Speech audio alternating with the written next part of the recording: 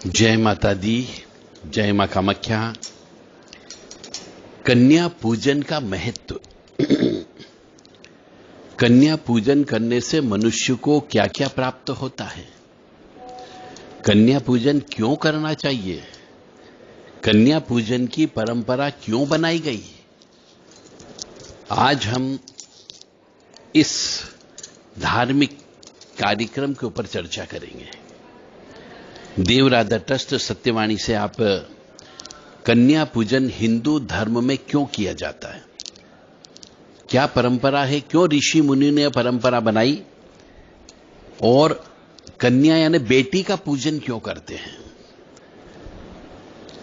इससे हमारे नवग्रह पर क्या असर पड़ता है और हमारी जिंदगी पे क्या असर पड़ता है, इस संबंध में चर्चा करेंगे। तो कन्या को मां माना गया है। छोटी छोटी कन्याएं जो 10 साल से तक की होती है, उन्हें हम विभिन्न मां स्वरूप मान करके उनका पूजन अर्चन करते हैं। तो इसलिए यदि कोई कन्या मर जाती है तो उस कन्या को पूजन कर किया जाता है, ताकि वो आगे उसकी जिंदगी, उसकी आत्मा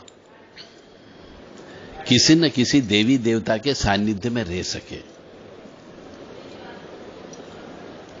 बहुत सी कन्याएं जो अकाल मृत्यु को प्राप्त हो जाती है, ऐसी कन्या जप तप करके कई घरों की कुल देवी मन बन जाती है।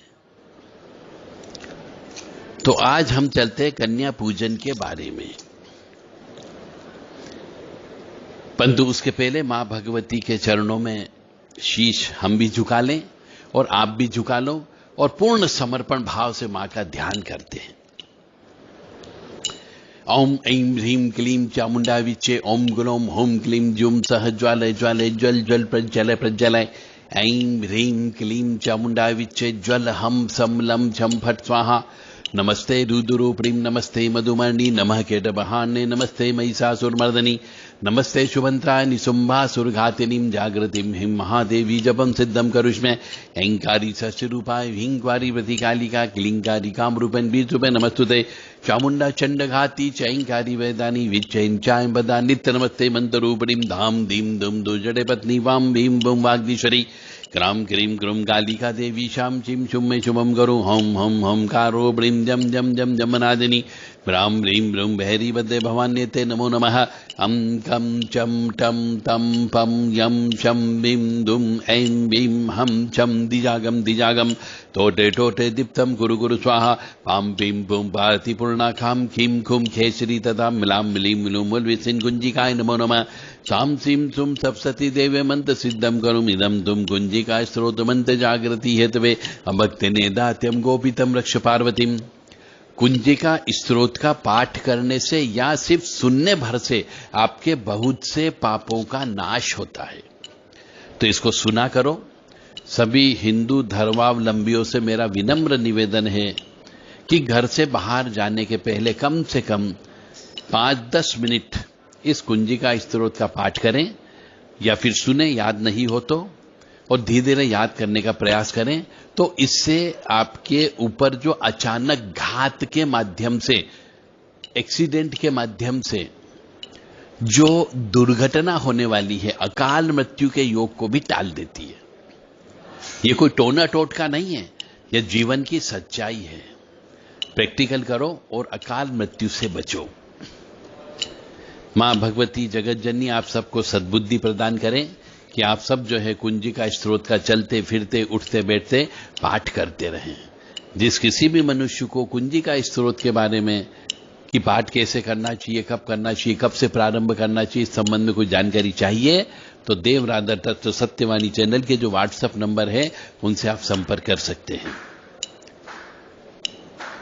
दुर्गा सप्तशती रहस्य, बीजात्मक दुर्गा सप्तशती रहस्य और नवरात्रि रहस्य और गुप्त सप्तशती रहस्य, ये 4-5 रहस्य मिला करके एक किताब देवराधा ट्रस्ट के माध्यम से सदस्यों के लिए प्रकाशित की गई है। तो जो कोई भी मनुष्य मां भगवती दुर्गा जी के बारे में, नवरात्रि कैसे मनाना चाहिए उसके बारे में रहस्यमय ज्ञान प्राप्त करना चाहता हो तो वह देव राधा ट्रस्ट से संपर्क कर सकता है किताब को प्राप्त करने के लिए उचित दक्षिणा के साथ में। अब हम चलते हैं कन्या पूजन। बहन बेटी से बुध का प्रवेश करवाना चाहिए घर में ताकि समृद्धि आती है। यानी कन्या पूजन करने से समृद्धि मिलती है, इसलिए हर मनुष्य को, हर परिवार वाले मनुष्य को कन्या पूजन करना चाहिए ताकि उनके घर में समृद्धि आ सके। पुराने समय में नए घर में जब भी बहन बेटी के हाथ से तोता बंधवाया जाता था फिर प्रवेश करते थे। यानी सबसे पहले बुध का प्रवेश जो प्रत्येक चीज को बढ़ाता है, बुध हमेशा बढ़ाने का काम करता है, क्योंकि बहन बेटी जो है वह बुध होती है। बुध का प्रवेश प्रत्येक चीज को बढ़ाता है, क्योंकि बहन बेटी बुध है। ज्योतिष शास्त्र में बहन बेटियों को बुध का दर्जा दिया गया है और बुध की वस्तु का प्रवेश करवाने से सब चीज बढ़ती है, संचालित होती है। शरीर की नसें हो या व्यापार हो, यानी बढ़ाने का कार्य बुध का है। और खराब हो जाए तो घटाने का कार्य भी बुध का है। फिर घर की समृद्धि हो या शरीर का पोषण हो, इसलिए नवरात्रि में बुध को ही प्रसन्न किया जाता है। इसलिए कहा जाता है कि रोज एक बहन बेटी का पूजन करो। कन्याओं को भोजन करवाकर, और कन्या ही आगे जाकर वंश को बढ़ाने का काम करती है। अगर वंश वृद्धि रुकती है तो उसमें खराब बुध का पूर्ण हाथ होता है। जब बुध अच्छा होता है तो शुक्र अच्छा होगा, और दोनों से अच्छे होने से केतु का हिस्सा है जो पुत्र संतान का कारक है, वो अच्छा हो जाएगा। तब वंश की बेल आगे बढ़ जाएगी, और जब वंश की बेल आगे बढ़ेगी तो निश्चित तौर से फल तो आएंगे ही आएंगे, अन्यथा वंश की बेल आगे नहीं बढ़ेगी। तो एक सुकन्या जो है वह बुध है, और सुकन्या ही अच्छी बहू यानी लक्ष्मी स्वरूप शुक्र बनती है। यानी जो लड़की जब तक है तब तक तो वह बुध का प्रतीक है, और जब वह किसी दूसरे के घर में कन्या दान स्वरूप चली जाती है तो वह शुक्र का रूप धारण कर लेती है, यानी कि बहू बन जाती है और घर परिवार को आगे बढ़ाने का काम करती है। इससे समझ सकते हैं कि बुध का जीवन में क्या महत्व है। इसलिए बहन बेटी को खुश रखो, नवरात्रि में कन्या पूजन करो, उससे घर में बुध का तोता बंधवाना चाहिए, क्योंकि बुध हरे कलर का होता है। और बुध को अच्छा बनाए। बहन बेटी ननंद इनसे कभी घृणा मत करो, इनको प्रसन्न करके रखो, और जितना प्रसन्न करके रखोगे आपका व्यवसाय, आपका घर परिवार, आपकी समृद्धि अवश्य बढ़ेगी। इसलिए कन्या पूजन करना चाहिए। नवरात्रि में कन्या पूजन का एक विधान भी बताया गया है। नवरात्रि में कन्या पूजन का, जैसा मैंने कहा है कि बहुत बड़ा महत्व होता है, तो 9 कन्याओं को 9 देवियों के प्रतिबिंब के रूप में पूजने के बाद ही जो भी व्यक्ति साधना करता है देवी मां की, उसका नवरात्र का व्रत पूरा होता है। अपने सामर्थ्य और शक्ति के अनुसार उन्हें भोग लगाकर, यानी चूंकि कन्या देवी स्वरूपा होती है, देवियों का प्रतिबिंब होती है, इसलिए उन्हें मीठा भोजन कराना चाहिए, नमक नहीं खिलाना चाहिए। जिन जिन कन्याओं का पूजन कर रहे हो उनको मीठा भोजन देना चाहिए, यानी खीर, पूड़ी, हलवा, उबले हुए चने ये देना चाहिए और उनसे आशीर्वाद लेना चाहिए। और जब भी हम किसी भी देवी माँ को पूजते हैं तो देवी माँ के पैर धुलाते हैं, जल चढ़ाते हैं, भोग लगाते हैं, दक्षिणा देते हैं, फल फूल चढ़ाते हैं। इसी प्रकार से कन्याओं को भी पैर पूजने के बाद भोजन करा के अपनी सामर्थ्य के अनुसार दक्षिणा अवश्य देना चाहिए।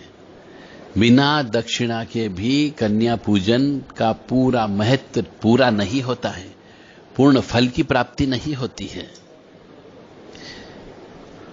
तो कन्याओं को पूजने से मां दुर्गा भगवती प्रसन्न होती है और साधक मनुष्यों को उनका मन चाहा वर भी प्रदान करती है। तो कन्या पूजन के लिए कुछ लोग नवमी के दिन कन्या पूजन करते हैं और कुछ लोग अष्टमी के दिन कन्या पूजन करते हैं, और कुछ लोगों को देखा गया है कि रोज ही वो 2, 4, 5 कन्याओं को पूज करके भोजन कराते हैं। परंतु अष्टमी के दिन कन्या पूजन कराना सबसे सर्वश्रेष्ठ माना गया है। कन्याओं की संख्या यदि 9 हो जाए तो अति उत्तम, क्योंकि हम जो है नवरात्रि में 9 देवियों की ही उपासना करते हैं। प्रथम शैलपुत्री च, द्वितीयम ब्रह्मचारिणी, तृतीयम चंद्र घंटेति, कुशा मांडेति, चतुर्थकम पंचम स्कंद मातेति, षष्ठम कात्यायनीति च, सप्तम काल रात्रिति, महागौरीति चाष्टम, नवम सिद्धदात्री च, नव दुर्गा प्रतिर्किता। तो ये 9 देवियां हैं। इन 9 देवियों की पूजा 9 कन्याओं के रूप में की जाती है। यदि नहीं मिलती हो तो 2 कन्याओं से भी काम चल सकता है। तो हमेशा ध्यान रखें, अष्टमी के दिन ही आपको कन्या पूजन कर लेना चाहिए। और इस विषय में हमारे शास्त्र और धर्म ग्रंथ का प्रमाण भी उपलब्ध है। शास्त्र में बताया गया है कि जिस दिन सूर्योदय के समय, अब ये टेक्निकल पॉइंट आ गए यहां पे, शास्त्र सम्मत बात करते हैं तो ऐसा बोला गया है कि जिस दिन सूर्योदय के समय अश्विन शुक्ल अष्टमी तिथि हो, उस दिन दुर्गा अष्टमी और महाअष्टमी का व्रत पूजन किया जाना चाहिए। लेकिन शर्त यह भी है कि यह अष्टमी तिथि सूर्योदय के कम से कम 1 घड़ी यानी कि 24 मिनट तक होनी चाहिए। सप्तमी युक्त अष्टमी को महाअष्टमी नहीं मानते हैं, लेकिन दूसरे दिन अष्टमी तिथि 24 मिनट से भी कम हो तब इस तिथि में सप्तमी युक्त अष्टमी को महालक्ष्मी का व्रत पूजन कर लेना चाहिए। तो धर्म सिंधु में भी इस मामले में बहुत सारी चीजें बताई गई है।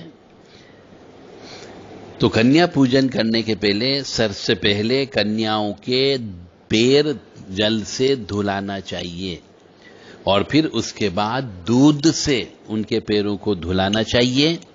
पैरों पर गंध, अक्षत, पुष्प, कुमकुम अवश्य चढ़ाना चाहिए।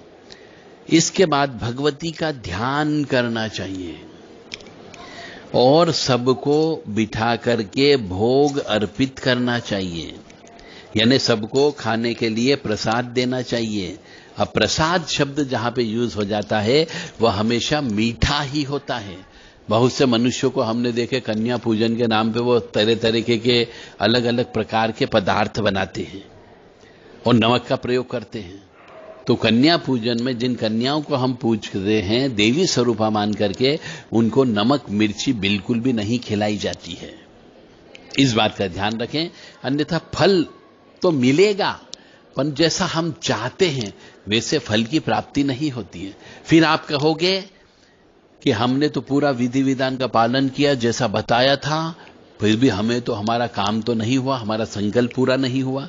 तो इसीलिए संकल्प पूरा नहीं होता है कि एक तो कोशिश की जाए कि 9 कन्या होनी चाहिए, 3 वर्ष से बड़ी होनी चाहिए, 10 वर्ष तक की कन्या को आप ले सकते हो और उन सब कन्याओं को केवल और केवल मीठा भोजन कराना है, बिना नमक का।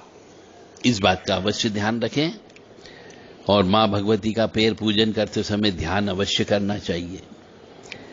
अब जब भी कन्या पूरा खाना खा ले तो उन्हें दक्षिणा अर्थात उपहार स्वरूप कुछ देना चाहिए, यह भी जरूरी है।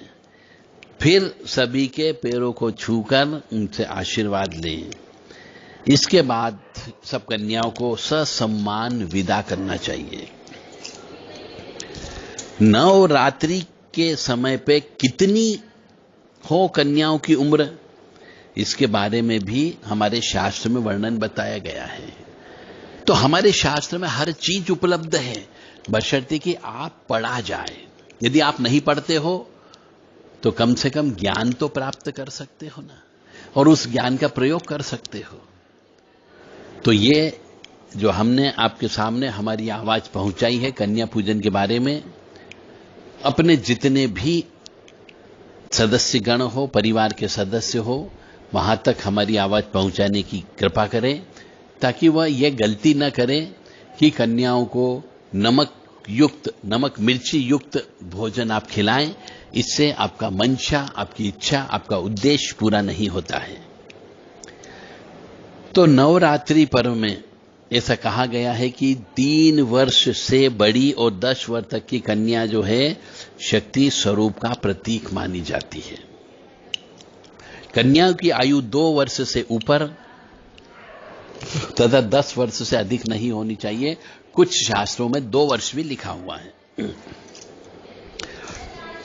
तो जहां 2 वर्ष लिखा उसकी बात करते तो 2 वर्ष की कन्या जो होती है वो कुमारी होती है। 3 वर्ष की कन्या जो है त्रिमूर्ति कहलाती है, 4 वर्ष की कन्या कल्याणी कहलाती है, 5 वर्ष की कन्या रोहिणी कहलाती है, 6 वर्ष की कन्या कालिका कहलाती है, 7 वर्ष की कन्या चंडिका कहलाती है, 8 वर्ष की कन्या शांभवी कहलाती है और 9 वर्ष की कन्या दुर्गा कहलाती है, तथा 10 वर्ष की कन्या सुभद्रा मानी जाती है। और इनको नमस्कार करने के भी मंत्र हैं। ओम कौमार्ये नमः, ओम त्रिमूर्ते नमः, ओम कल्याण्ये नमः, ओम रोहिण्ये नमः, ओम कालिकाय नमः, ओम चंडिकाय नमः, ओम शांभवे नमः, ओम दुर्गाय नमः, ओम सुभद्राय नमः। तो इस प्रकार से ये 9 कन्याओं के 9 नाम से मंत्र हैं, ये नाम अवश्य बोलें। और 9 देवियों के जो रूप हैं उनका भी यहां पे महत्व बताया गया है शास्त्र में। शास्त्र क्या कहता है कि हिंदू धर्म में 2 वर्ष की कन्या को कुमारी कहा जाता है। ऐसी मान्यता है कि इसके पूजन से दुख और दरिद्रता समाप्त होती है। तो 2 वर्ष की कन्या का पूजन करने से जिसके यहां पर दुख हो और दरिद्रता हो वो समाप्त होती है। अब 2 वर्ष की कन्या तो मीठा भोजन तो करेगी नहीं, तो आपको थोड़ा सा मीठा दूध उसको चम्मच से पिलाना है। 3 वर्ष की कन्या त्रिमूर्ति कही जाती है। त्रिमूर्ति के पूजन से धन धान्य का आगमन होता है और संपूर्ण परिवार का कल्याण भी होता है। इसलिए 3 वर्ष की कन्या मिल जाए तो उसका भी पूजन करना चाहिए। अब 4 वर्ष की कन्या कल्याणी कहलाती है और कल्याणी का पूजन करने से सुख और समृद्धि दोनों प्राप्त होती है। और 5 वर्ष की कन्या रोहिणी होती है, इससे व्यक्ति के रोग मुक्त होता है। तो जिस मनुष्य के घर में कोई न कोई हमेशा बीमार पड़ा रहता हो, उसे हर महीने शुक्ल पक्ष की अष्टमी के दिन श्रीमद् सप्तशती का पाठ पूरा करके दशांश हवन करके रोहिणी नामक देवी जी का पूजन करना चाहिए। इससे घर में रोग नहीं आएंगे और है तो वो रोग समाप्त हो जाएंगे। तो जिन जिन घरों में रोग बहुत ज्यादा होते हैं उन्हें हर अष्टमी मतलब शुक्ल पक्ष की अष्टमी का व्रत उपवास रख करके कन्या का पूजन करना चाहिए। 6 वर्ष की कन्या कालिका का रूप कहलाती है। यह विद्या देती है, विजय देती है, राजयोग की प्राप्ति कराती है। इसलिए 6 वर्ष की कन्या का पूजन हमारे यहां पे किया जाता है। और 7 वर्ष की कन्या चंडिका कहलाती है। इसका पूजन करने से ऐश्वर्य मिलता है। तो जो व्यक्ति ऐश्वर्य चाहता है उसे संपूर्ण वर्ष भर शुक्ल पक्ष की अष्टमी के दिन ऐश्वर्य नामक, चंडिका नामक कन्या का पूजन करें। यानी कोई भी कन्या जो 7 वर्ष की हो उसे चंडिका का रूप मान करके पूजन अर्चन करके मीठा भोजन अवश्य कराएं और दक्षिणा अवश्य दें। और 8 वर्ष की कन्या शांभवी कहलाती है। यह वाद विवाद में विजय देती है। कोई कोर्ट कचहरी के काम हो, आपके वकीलातगिरी का काम करने वाले को हमेशा 8 वर्ष की कन्या का पूजन करना चाहिए, जिससे तर्क वितर्क में विजय दिलवाती है, वाद विवाद में विजय दिलवाती है। और 9 वर्ष की कन्या को दुर्गा कहा गया है। तो कठिन से कठिन कार्य को सिद्ध करने के लिए तथा दुष्ट का दमन करने के लिए यदि आपको इस उद्देश्य की पूर्ति करना हो तो 9 वर्ष की कन्या का पूजन प्रत्येक माह में शुक्ल पक्ष की अष्टमी तिथि को करना चाहिए। पूरी जिंदगी भर करते रहो तो निश्चित तौर से आपके कठिन से कठिन कार्य भी सिद्ध होंगे और जो आपके शत्रु हैं, दुष्ट हैं, उनका दमन भी होगा, यानी उनका खात्मा भी हो जाएगा। और 10 वर्ष की कन्या को सुभद्रा कहा जाता है। और 10 वर्ष की कन्या का पूजन करने से लोक तथा परलोक दोनों में सुख प्राप्त होता है। तो यदि व्यक्ति इस लोक में और परलोक में दोनों को अपने आप को सुखी रखना चाहता हो तो उसे 10 वर्ष की कन्या का सुभद्रा के रूप में पूजन करना चाहिए। तो नवरात्रि पर कन्या पूजन के लिए कन्याओं की संख्या 7 हो सकती है, 9 हो सकती है, 11 हो सकती है। मन्नत के मुताबिक जितनी आपने सोची है उतनी कन्याओं का पूजन आपको करना होता है। तो कन्याओं का पूजन करने से बुध अच्छा होता है। बुध अच्छा होता है तो शुक्र भी ऑटोमेटिकली अच्छा हो जाता है और बुध और शुक्र मिलकर के हमेशा वृद्धि ही करते हैं। और भारतवर्ष में अब यह परंपरा धीरे धीरे अंतिम सांस ले रही है, परंतु हमें इस परंपरा को जीवित रखना है और आगे भी अगली पीढ़ी को अवश्य बताना है। तो वास्तव में कन्या जो है महाशक्ति है, यह मान करके चले। यह देवी का प्रसाद नहीं है, यह महाशक्ति है। तो इस तरीके से आपको कन्या पूजन करें और मां भगवती की कृपा प्राप्त करें। ओम दुर्गा दुर्गति शमनी दुर्गा पद्दी निवारणी दुर्गम छेदनी दुर्ग साधनी दुर्गनाशिनी दुर्गतो धारणी दुर्ग नियंत्री दुर्गमाबहा दुर्गम ज्ञानदा दुर्गा दैत्यलोक दवानला दुर्गमा दुर्गमा लोका दुर्गमा स्वरूपिणी दुर्गमार्पदा दुर्गम विद्या दुर्गमाशिता दुर्गम ज्ञान संस्थाना दुर्गमध्यान वासिनी दुर्गमोहा दुर्मगा दुर्गमा स्वरूपिणी दुर्गमा सुसंति दुर्मायुधारणी दुर्मांगी दुर्मता दुर्गम्या दुर्मेश्वरी दुर्ग भीमा दुर्भामा दुर्भा दुदारिणी। तो कन्या पूजन अवश्य करें, विधि विधान से करें। घर में शुद्धता, स्वच्छता, पवित्रता हो तो ही कन्या पूजन करें। घर में कोई भी स्त्री, माँ, बहन, बेटी यदि अशुद्ध अवस्था में हो, मासिक धर्म की अवस्था में हो तो कन्याओं से छुआछूत नहीं करना है, कन्याओं के लिए भोजन नहीं बनाना है। इस बात का ध्यान रखें। यदि आप अशुद्ध अवस्था में कन्याओं के लिए भोजन बनाते हो तो आपकी इस नवरात्रि के बाद में आपके ऊपर कष्टों का पहाड़ टूट पड़ता है। इसीलिए कष्टों का पहाड़ आपके ऊपर न टूटे, इसके लिए सूतक पातक के समय पे कन्याओं को नहीं बुलाना चाहिए। सूतक पातक के समय पे कन्या पूजन नहीं करना चाहिए। यदि आपके घर में जो मेन मुख्य स्त्री है, यदि वो मासिक धर्म से हो जाती है तो उससे खाना बिल्कुल भी नहीं बनवाना है।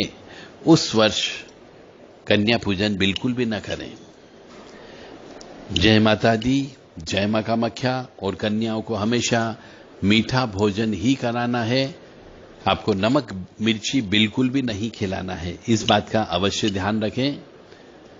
जय माता दी, जय मां कामाख्या। अब कन्या पूजन के बारे में और भी रहस्यमय ज्ञान शास्त्र में लिखा हुआ है। कैसे कि अधिक अंग वाली कन्या का पूजन भी नहीं किया जाता है। यानी अधिक अंग का मतलब हो गया, बहुत सी कन्याओं के हाथ में 6 उंगलियां होती है, पैरों में 6 उंगली होती है। तो अधिक अंग वाली कन्या का भी पूजन नहीं होता है और खंडित अंग वाली कन्या का पूजन भी नहीं होता है। खंडित का मतलब हो गया एक उंगली कटी हुई हो, आधी कटी हुई हो, कान कटा हुआ हो, नाक कटा हुआ हो, आंखों से अंधी हो, बहरी हो, गूंगी हो, ऐसी कन्या का पूजन भी नहीं किया जाता है। इस बात का भी आप अवश्य ध्यान रखें। अन्यथा आपके घर में सुख समृद्धि शांति के बजाय दुख रोग और अस्वस्थता आपके घर में आ जाएगी और आप धीरे धीरे दरिद्री हो जाएंगे। तो जो शास्त्रों में लिखी है उन बातों पर गौर करें और अपना जीवन सुखमय व्यतीत कराएं। जय माता दी, जय मां कामाख्या।